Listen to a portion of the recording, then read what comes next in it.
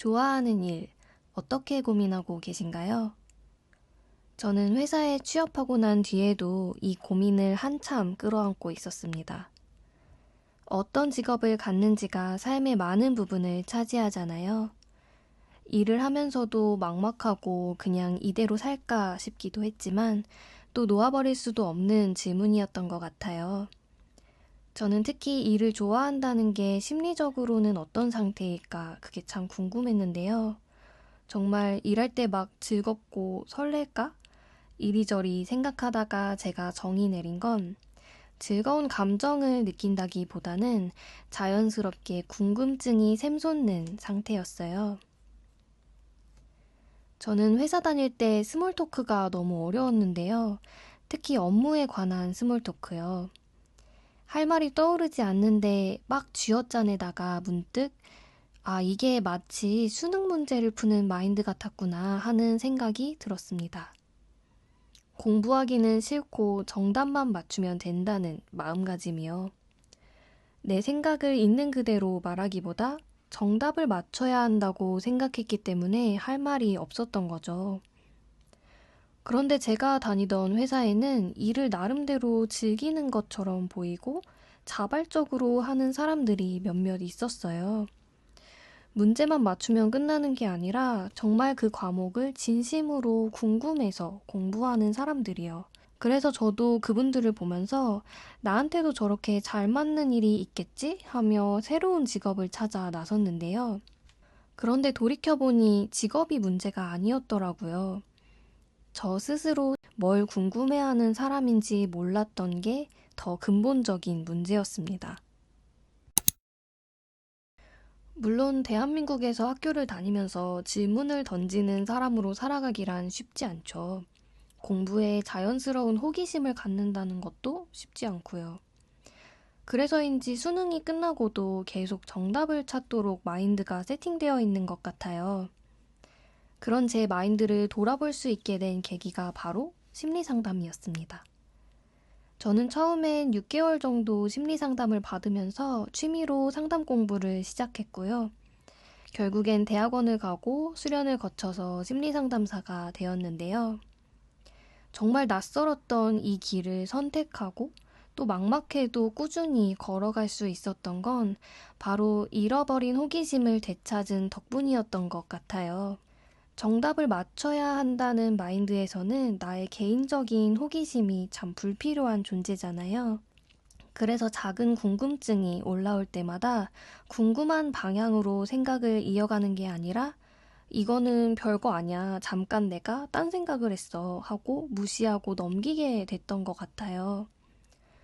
저는 제가 쓸데없는 생각을 참 많이 한다고 생각했거든요. 근데 상담 선생님이 자꾸 별 볼 일 없고 단점 투성이인 저의 잡생각들을 너무 소중하다고 있는 그대로 괜찮으니까 더 얘기해보자고 말씀해 주시는 거예요. 근데 솔직히 당시에 그 말이 좀 답답하고 약간 화도 났어요. 내 인생 도태되면 책임져 줄 것도 아닌데 어떻게 저런 말을 할 수가 있지? 이런 생각을 했었는데요.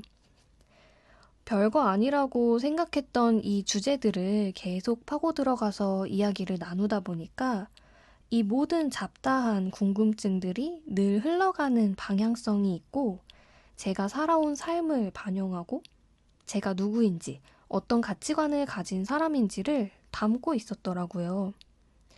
이거는 별거 아니다라는 판단은 결국 지금 이 상황에 정답이 따로 있어 라는 그 마음 때문이었습니다. 정답이 아닌 모든 것이 불필요하다는 판단 때문에 관찰되지 못하고 버려졌지만 사실은 내가 누구인지를 알려주고 있는 귀한 정보들이었죠. 그렇다면 우리는 왜 그런 자연스러운 호기심을 무시하고 살아가는 걸까요?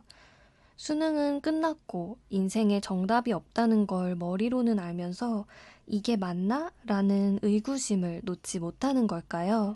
심리 상담을 공부하면서 제가 깨달은 이유는 바로 불안을 해결하기 위함이더라고요. 자연스러운 나의 궁금증을 향해 생각을 이어가려면 불안에 대적할 심리적 안정감이 필요했던 거죠. 불안에 대해서 잠깐 얘기해 볼까요?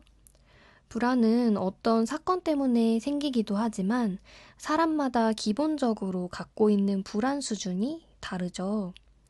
심리학에 관심이 있으시다면 애착이라는 단어 한 번쯤 들어보셨을 거예요.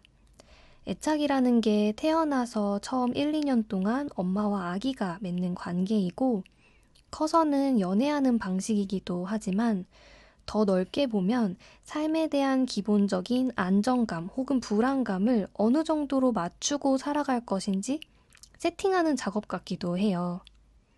마치 볼륨 조절을 하듯이 불안을 5 정도로 낮게 세팅하고 살아가겠습니다. 혹은 불안을 최대치로 세팅하고 살아가겠습니다. 이런 거죠. 그렇다고 내 불안의 기본값을 전부 엄마 탓을 할 수는 없습니다. 엄마가 아이를 아무리 사랑하고 노력해도 아이가 타고난 기질도 있고 엄마와의 성격적 궁합도 중요해요. 여기에 엄마의 당시 상황도 빼놓지 않고 고려해줘야겠죠.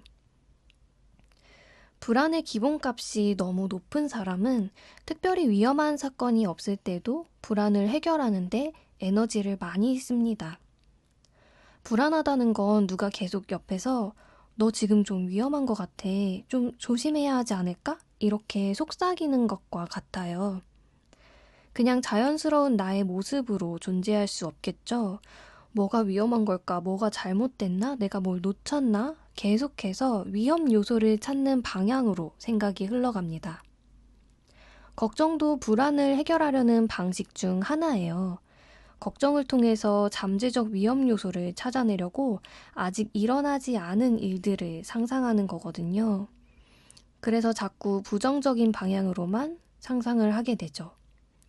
그리고 또 중요한 특징은 내면이 아닌 외부를 향해 생각하게 만든다는 건데요. 위험이라는 건 외부에서 찾아오잖아요. 그러니까 내가 지금 어떤 상태인지 내면을 살피는 대신에 외부에 초점을 맞추게 되는 거예요. 다른 사람의 삶을 보고 다른 사람의 조언을 듣는데 더 집중하게 됩니다. 좋아한다는 건 지극히 주관적인 느낌인데 불안 때문에 자꾸 다른 사람들의 말 속에서 그 정답을 찾으려고 하게 돼요. 궁금증이라는 건 나의 내면에서 직관적이고 충동적으로 흘러나옵니다. 그래서 우리가 자연스러운 궁금증의 방향대로 흘러갈 수 있으려면 불안하지 않은 안정적인 시간을 확보할 수 있어야 하는데요. 살아가면서 불안한 일들이 참 많이 생기잖아요. 불안을 아예 없애버릴 수는 없고 불안이 필요한 순간도 많아요.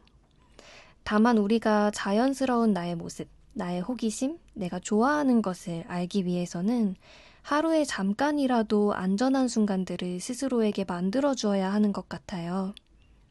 안전한 느낌의 내 방, 친구나 가족과의 시간, 혹은 어떤 모임도 좋고요. 심리 상담을 통해서 내 불안을 이해하고 해소하는 방법을 배워보는 것도 큰 도움이 될 거예요. 호기심이라는 건 삶을 사랑하는 방법이라고도 생각합니다. 우리가 사랑하는 사람이 생기면 더 많이 알고 싶잖아요. 중요한 요점만 요약해서 배우는 게 아니라 아주 사소하고 쓸데없어 보이는 습관이나 말투, 잘 보이지 않는 곳에 있는 점 같은 것들까지도요. 내 삶을 향한 호기심들을 존중한다면 내 삶도 나로부터 사랑받고 있다고 느낄 거예요. 좋아하는 일을 찾는다는 건 겉보기엔 한순간의 발견처럼 보이지만 사실은 매일매일 쌓아나가는 선택 속에 숨어 있는 것 같습니다. 내면으로부터 궁금하고 좋은 느낌을 주는 것들을 따라가다 보면 어느 날 도착해 있는 거죠. 호기심이라는 나침반을 따라서 인생을 흐르는 대로 여행한다면 그 길에서 무엇을 만나든 당신에게 가장 잘 어울리는 삶일 거예요. 제 이야기를 통해서 흐르는 대로 흘러갈 수 있는 용기를 얻으실 수 있다면 참 좋겠습니다. 오늘 제 이야기는 여기까지이고요. 들어주셔서 감사합니다.